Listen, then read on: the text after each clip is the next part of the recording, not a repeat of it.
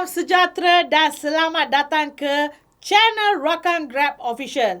Untuk video kali ini, kami nak membuat sedikit perkongsian tentang ciri Audio Protect bagi rakan pemandu kami di luar sana. Jika anda yang masih belum tahu, ciri Audio Protect direka khas untuk keselamatan anda. Kami sedia maklum tentang risiko yang tidak dijangka semasa memandu, seperti perselisihan faham, pertikaman lidah ataupun sebarang gangguan yang berlaku dekat anda. So, apa bezanya kalau kita on Audio Protect dan tidak? Bezanya adalah jika Audio Protect ini on, maka senang untuk kami membuat siasatan lebih cepat dengan bukti yang kukuh. Manakala jika Audio Protect off, maka proses siasatan mungkin akan lagi lambat kerana sukar untuk kami sahkan apa yang berlaku.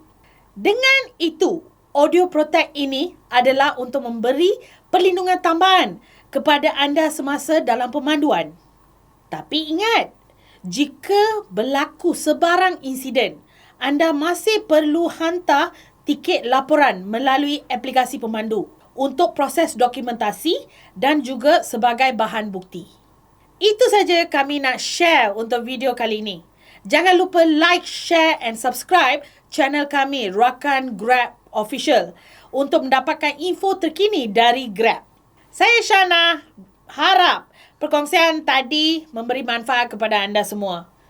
Di kesempatan ini juga saya ingin mengucapkan Selamat Hari Pongal kepada semua rakan pemandu dan pengantar yang menyambut hari ini. Terima kasih dan jumpa lagi.